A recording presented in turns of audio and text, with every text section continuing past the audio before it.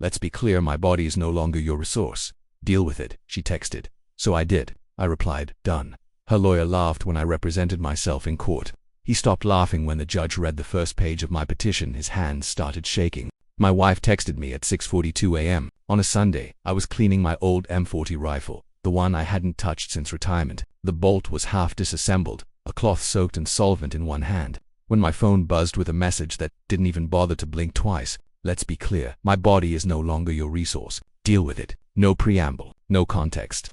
Just that, like I was a government department, she was shutting down. Not a man she'd spent 11 years married to, just logistics she no longer required. I stared at it for maybe 3 seconds. Then I put the rag down, screwed the bolt back into place with surgical precision, and set the phone down next to the edge of the rifle case. Not on the velvet lining, on the edge. Balanced like everything in my life had been since I stopped reacting. Then I typed one word back down, no sarcasm, no threats, not even a question mark, just a terminal command. Then I got up, walked inside, and opened the drawer I hadn't touched in 6 years. The key had been hanging behind an old family photo of my dad, a Vietnam vet. Sharp tongue, sharper memory, he used to say. Never forget what someone shows you, once is enough. Inside the drawer was a manila folder, thicker than it looked, hand-labeled in black marker. Contingency RI laid it flat on my desk, took a breath, and flipped the first page open. The folder wasn't filled with petty things. No photos, no screenshots, nothing you'd post to make strangers feel sorry for you. This was infrastructure.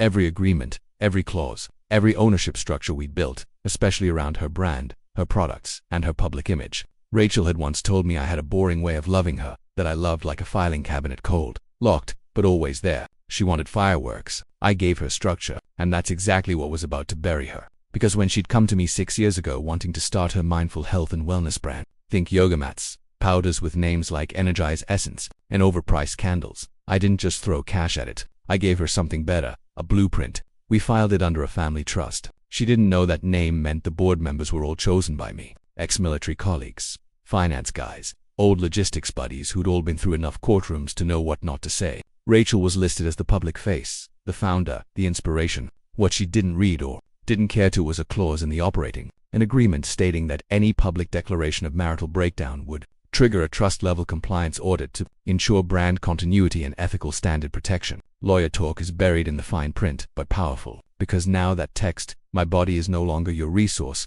was more than a declaration of bodily autonomy. It was a legal torpedo, a phrase that activated the end switch on every soft entitlement she'd built into her world. And I didn't have to say a word. I just printed the message, time-stamped, and added it to the folder. Then I picked up my phone again, not to call a lawyer. I didn't need one. I was one, not by degree, but by study. A decade of compliance work had taught me how to speak court better than most bar-passed Ivy League freelancers ever could. I opened my laptop, clicked a file labeled R___exit__draft, and updated the first page with a new title. Then I printed it, signed it, and booked a filing appointment at the county courthouse for Tuesday. Rachel thought she was serving a message. She didn't realize she'd just signed for a package she couldn't return. They called my name in the courtroom like they expected a ghost to rise. Mitchell K. Darnell, petitioning pro se.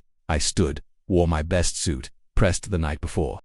No tie, no lawyer, no emotion. Rachel sat across from me in a blazer 2 shades too bright and a smile 2 seconds too fast. Her attorney, a smooth George Silverpin type with a penchant for smirking, tilted his head like he was waiting for a punchline. "Your Honor," he said before the judge had even uncapped his pen. "My client's husband is filing this petition without representation. We're assuming this is procedural, a placeholder until counsel is retained." He glanced at me, didn't even say my name. I said nothing. The judge, to his credit, didn't bite. Just slid the petition across the bench and began reading aloud as per protocol. In the matter of Darnell v. The petitioner asserts that pursuant to the foundational documents of the Darnell Family Trust, Article 4, Section 3, any public declaration of marital dissolution shall immediately trigger compliance review of all trust-tied entities, due to provisions ensuring reputational preservation. His voice slowed, not dramatically, just enough to cause a ripple. Rachel blinked. Her attorney leaned forward, the corners of his mouth beginning to dip. "Your Honor, may I review that document privately?" The judge didn't even look up. "No, counselor, we're in session." That's when Rachel shifted, not visibly, but in the way a person leans back in a chair they realize isn't actually stable. You wouldn't see it unless you knew what to look for. And I did, because she forgot about the cloths. We signed it 6 years ago when her business was nothing but a Pinterest board in a dream. She came to me with a smile and a stack of articles about natural branding and personal empowerment. She wanted capital. I gave her my pension, deferred tax secured from my military career. She said she'd never ask for more. So, I ask for one thing. Control of the structure, not of her, of the paperwork. The trust was a standard protective measure, at least that's how I framed it, but buried in it was a clause I borrowed, ironically, from one of her own wellness coaching PDFs. In the event of energetic misalignment, conduct a full integrity audit. I adapted it to legalese, worded it to say, if either party publicly disavows the marriage, the entire business structure must be audited for ethical alignment and continuity of trust. She thought it was symbolic, cute. She laughed when she signed. Now it was Exhibit A, and her little text about her body no longer being my resource. That wasn't a feminist mic drop. That was a legally actionable declaration of marital breakdown on a public device, timestamped, stored, submitted. The judge flipped the page. Per this clause, the triggering event has occurred, and the trust enters a protective phase pending compliance verification. All assets currently dispersed under the business entity fall under administrative freeze until the audit concludes. Rachel's lawyer cut in again. Your Honor, if I may, this clause wasn't intended for enforcement. The judge looked up, finally. Then why was it signed and notarized? Silence. I sat with my hands folded. No reaction. See, I didn't need to win a debate. I needed the process to activate. Once it did, everything else moved on its own. The audit was automatic. The freeze was mechanical. The paper did what I never had to say aloud. Her lawyer shot a glare at me. I met it like a man looking at a malfunctioning printer. Annoying, but not my problem, because I wasn't fighting her. I was just initiating a protocol she herself had authorized. And that's the part that started to sink in for both of them. This wasn't a courtroom showdown. This was a compliance event. Rachel's brand, which she'd spent the last half-decade building on the backs of Instagram followers and weekend retreats with words like intentionality and sacred cycles, was now under legal lockdown, not because I was angry, because she'd pulled the trigger with her own words. There were still 27 pages in the petition the judge hadn't read yet. He would end by page 6. The smirking would stop. Rachel used to say she was the heart of her business, that her vision, her energy, her feminine alignment was what brought in the clients, the influencers, the morning show hosts with 2 white teeth and pre-written compliments. And maybe she was right. She could light up a room, speaking clean, curated phrases that made people feel like they were being seen, heard, elevated. She had that gift. She just never had the spine underneath it. That was my job. She wanted to build a clean wellness empire. But empires don't run on moon phases and hashtags. They run on contracts, inspections, licenses you don't get from Canva templates. When she first pitched Elemental Body, that was the name she chose after a weekend retreat in Sedona where a shaman told her she was a fire essence trapped in a water shell. She was high on momentum and low on facts. No supplier, no warehouse, no idea what FDA registration actually required. But I had contacts, men and women I'd worked with in my military logistics days. People who had since moved into civilian compliance, import-export control, sourcing quiet professionals who didn't care about turmeric latte aesthetics. They cared about sealed documents, chain of custody, labels that wouldn't get flagged by the FDA. I made one call to my old colleague Halverson in Maryland.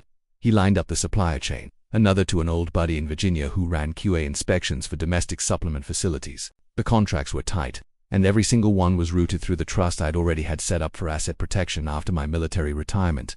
She didn't ask about the paperwork. She just liked that her stuff was suddenly on shelves in boutique spas and online in sleek brown glass jars with earth-tone fonts. And the board never once in a photo, never once invited to her launch parties. But they were real, 3 men and 1 woman, all of whom I'd handpicked, not because they'd side with me, but because they understood how to disappear and still hold the switch.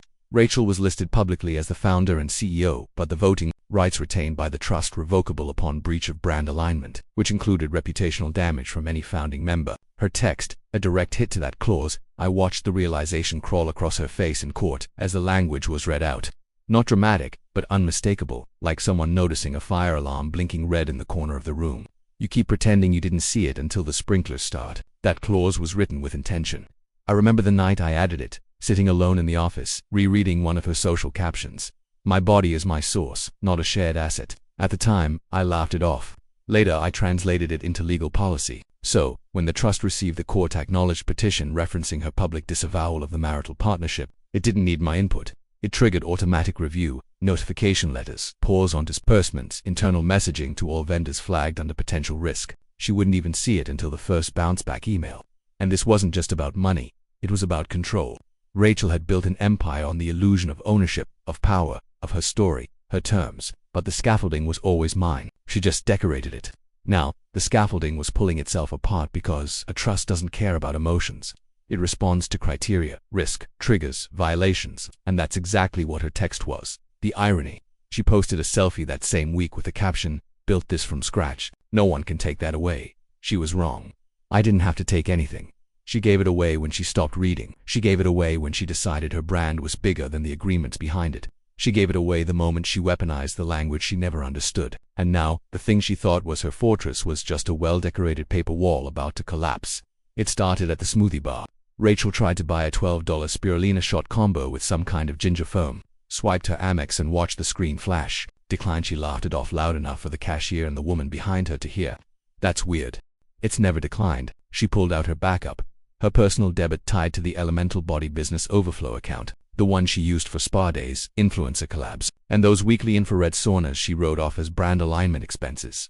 Declined. This time she didn't say anything, just muttered, "Let me check something," as she thumbed through her phone and walked out with a paper straw she didn't get to use. The first real crack wasn't the transaction. It was the silence from her banking app, unable to refresh account data. "Please try again later." At home, she logged into her brand's backend expecting to see the usual rolling dashboard of numbers, Shopify orders, affiliate payouts, and influencer links. Instead, she saw one short, bright red banner. Payment processor activity suspended, pending internal trust compliance audit. No funds may be moved at this time. She called customer support. She never calls customer support. The rep was polite, almost too polite, kept saying the same phrase. "We are unable to comment on internal trust audits. Thank you for your patience." That's when she called her lawyer. "I'm locked out," she said.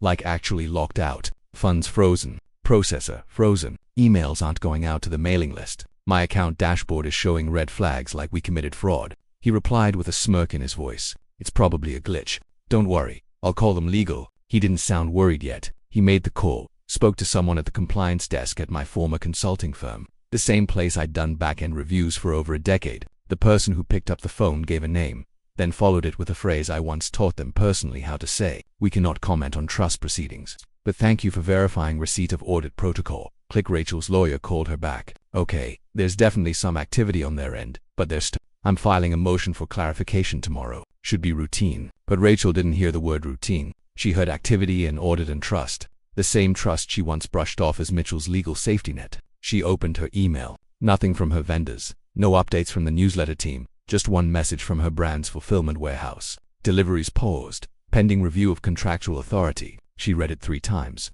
Contractual authority. She was the CEO, she was the brand, but suddenly her signature didn't carry the weight it used to. And what she didn't realize, what she couldn't have realized, is that the dominoes weren't falling randomly. They were falling in the exact order I designed. That trust, it wasn't just a financial structure. It was a behavior-triggered system, silent and less prompted. Automatic once tripped, and the triggering language, she texted it publicly. When the clause activated, it didn't freeze her. It froze the entity. That meant accounts, vendors, shipping schedules, domain auto-renewals, licensing reviews, everything locked under the umbrella of trust-secured activity. She tried to post to her 60K followers. Her app glitched. The caption wouldn't be published. She logged in via desktop. The admin credentials had been reset. She called the IT manager on contract through a third-party vendor. He apologized and said he received a suspension of access notice signed by the board. She screamed, "You know me, I am the board." He said nothing because Rachel finally realized something. Being the face of something isn't the same as being its foundation,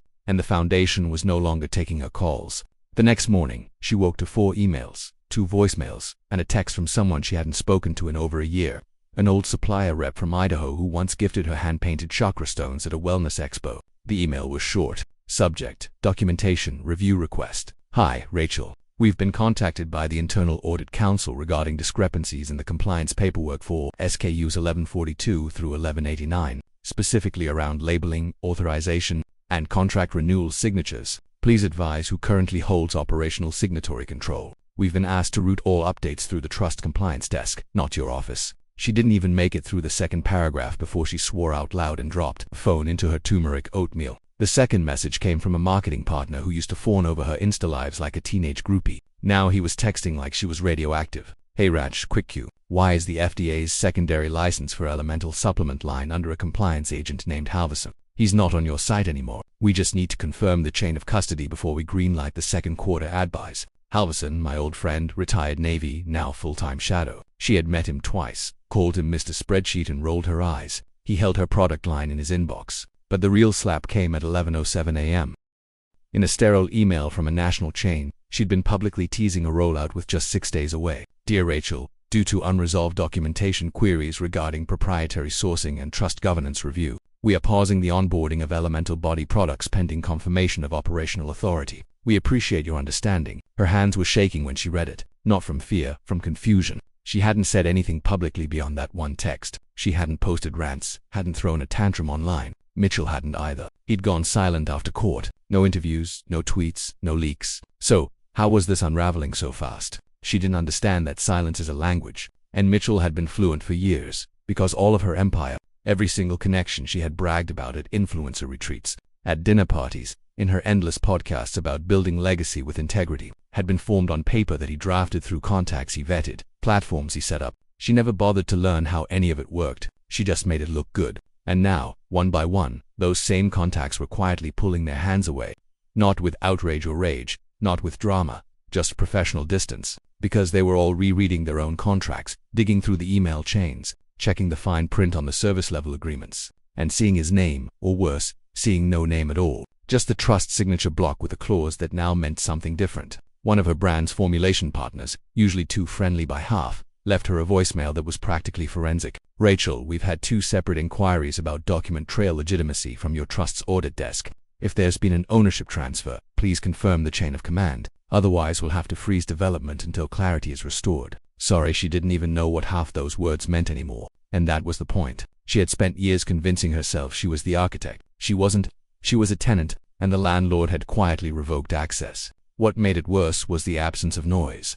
Mitchell hadn't posted a single thing. No gloating, no angry counters. He wasn't leaking anything. The documents were, and they weren't whispering. They were screaming, not to the public, but to the back end, to the vendors, to the accountants, to the regulators. All of them realized she didn't actually own what she said she did. She just looked good holding it. Now, she was standing alone in a building with no keys, no authority, and an inbox that was slowly turning cold. Rachel stormed into the elemental body.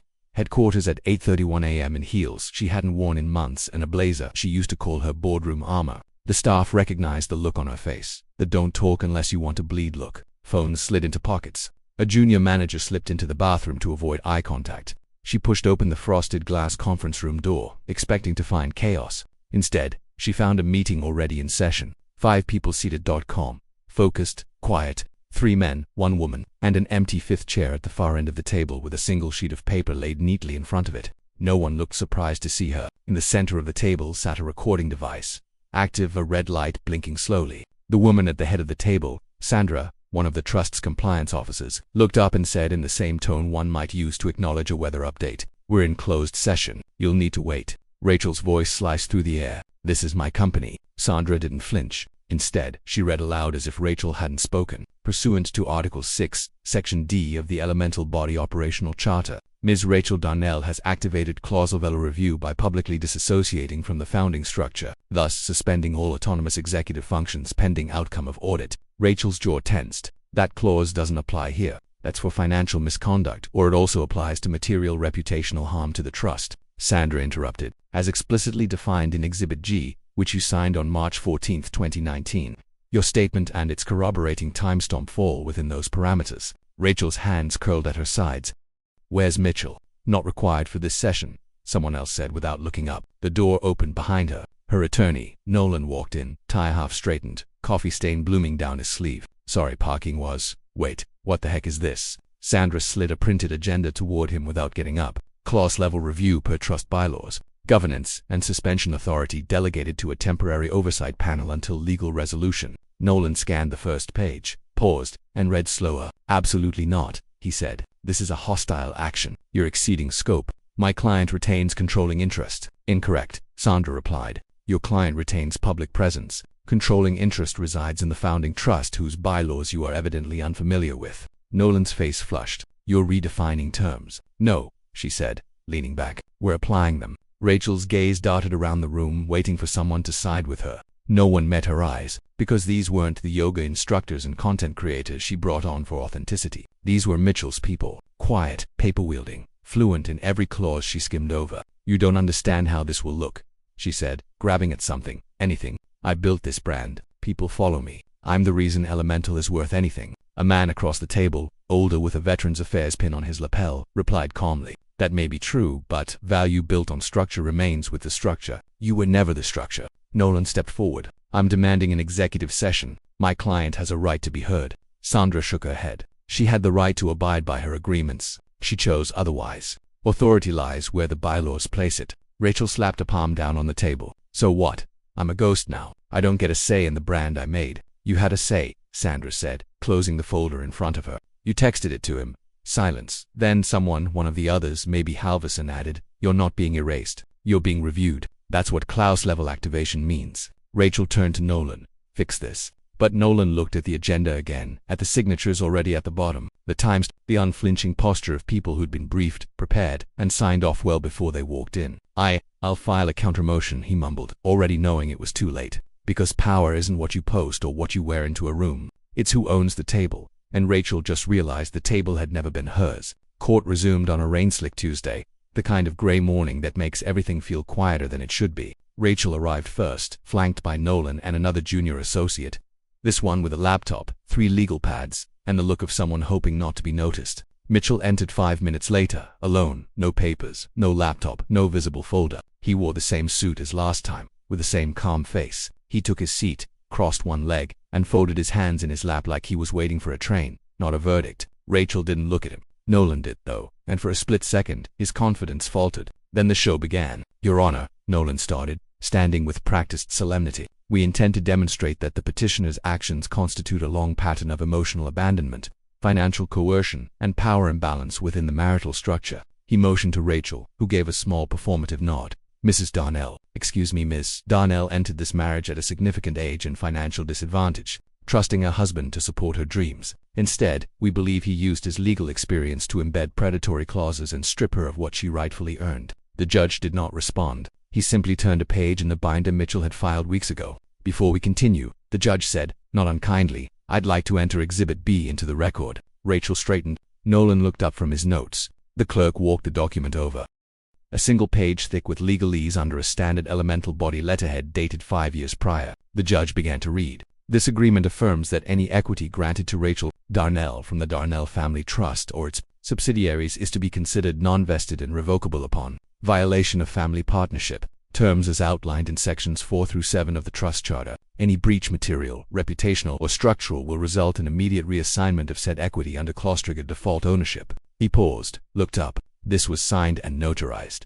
Ms. Darnell, is this your signature? Rachel leaned toward Nolan, whispering fast and tight. Nolan cleared his throat. Your Honor, we'd like to challenge the enforceability of that clause. It was signed under conditions we now consider coercive. The judge didn't blink. Are you saying the signature is forged? No, Nolan said. We're saying she didn't fully understand what she was signing. The judge raised an eyebrow. Ms. Darnell holds herself out as the CEO of a multi-million-dollar health company. Are you stating for the record that she did not understand the standard equity clause in a one-page agreement? Nolan hesitated. She wasn't represented at the time because, the judge said, voice sharpening, she declined counsel. It's in the notes from the original trust assembly meeting. She signed a waiver right here. He flipped the page, held it up. Rachel stared. Her mouth opened, but nothing came out. Mitchell didn't move, didn't blink, didn't speak. He didn't need to, because everything Rachel's legal team had prepared pages of narrative, allegations, damage claims hinged on the idea that she had built something together with him and was now being cut out unfairly. But Exhibit B didn't show partnership. It showed a gift, conditional, structured, reversible.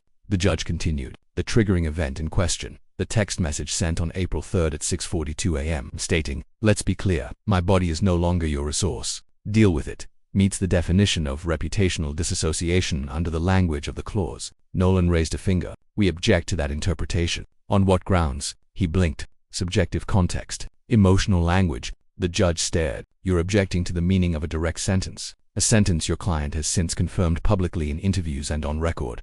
Silence. Rachel stared down at the table. And for the first time since this began, since her declaration, since the smirk, since the quiet smolder of control, her posture broke, because it had finally sunk in. Every page she hadn't read, every clause she called just legal stuff, every trust meeting she skipped to attend a podcast interview, every gift she accepted without question. They were here now, lined up like bricks, forming a wall she couldn't get past. The judge turned to Mitchell. Do you wish to make a statement, Mr. Darnell? Mitchell looked up slowly. No, Your Honor. And that was it. Because when the structure is sound, you don't need to shout. You just let it stand. It started as a throwaway post on a niche divorce support forum, a late-night rant thread titled, When They Pretend It Was All Theirs. The user posted a screenshot of the now infamous text, blurred out Mitchell's name, but left the time and phrasing intact. The caption read, "She built a wellness empire. He built the infrastructure. This is how she told him it was over." Below it, the text message, "Let's be clear. My body is no longer your resource. Deal with it." At first, the responses were predictable.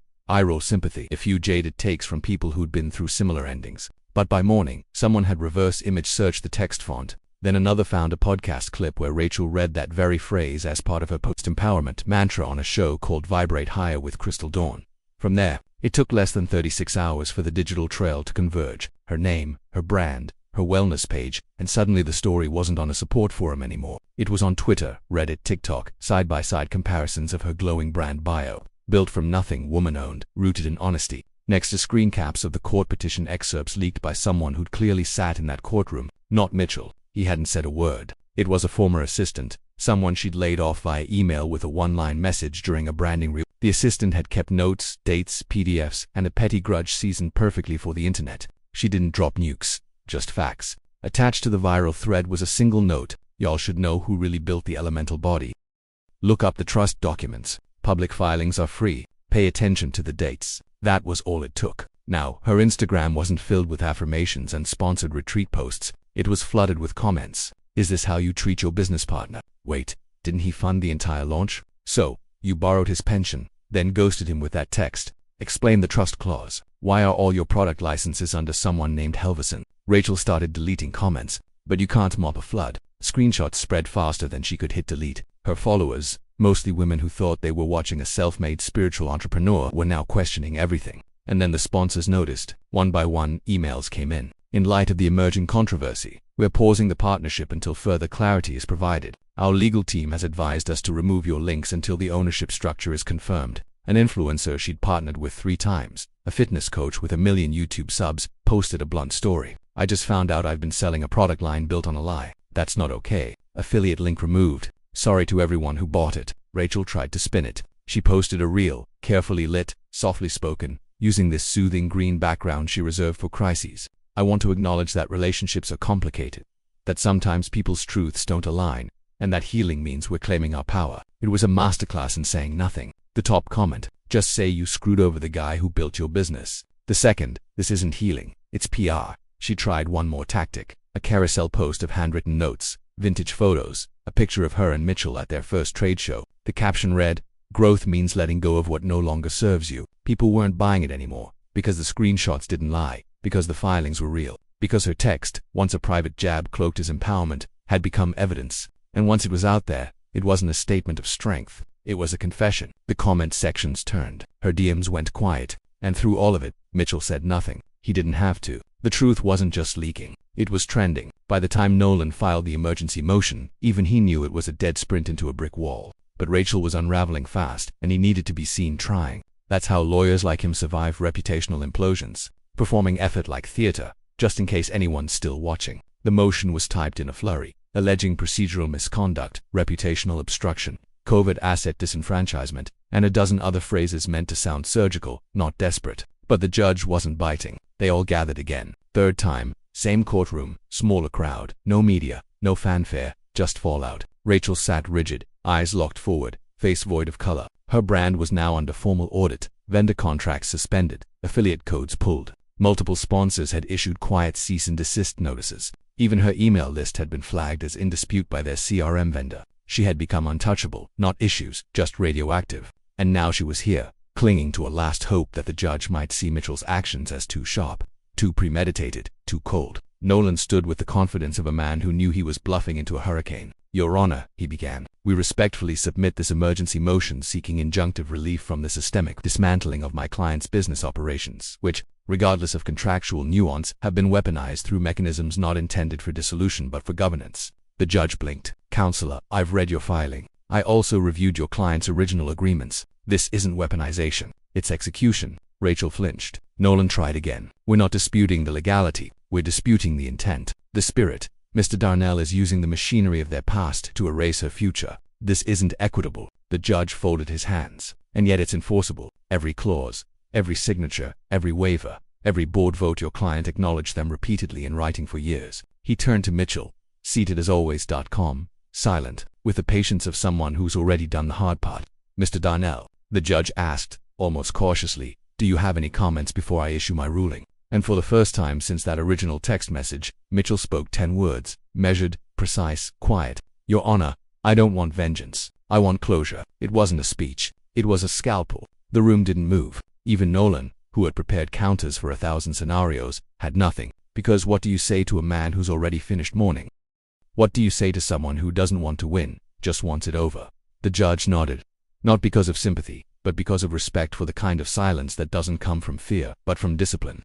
"Motion denied," the judge said, pin scratching across the docket. "The structure stands. The order proceeds. No stay will be granted." Nolan opened his mouth, then closed it again. There was nothing left to file. No back door to sneak through. Too many documents, too many acknowledgments, too much precision wrapped in too much patience. Rachel's shoulders dropped, not in defeat, but in something worse, acceptance. She knew now. Every moment she dismissed Mitchell as distant. Every time she joked that he loved more like a compliance manual than a man. Every time she substituted his loyalty for lack of presence. He wasn't absent.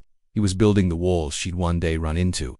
Mitchell stood, gave the slightest nod to the judge. No gloating, no glance at Rachel. Just one last moment of calm in a courtroom that had seen the slow, methodical end of a marriage disguised as a brand. Outside, reporters waited for statements.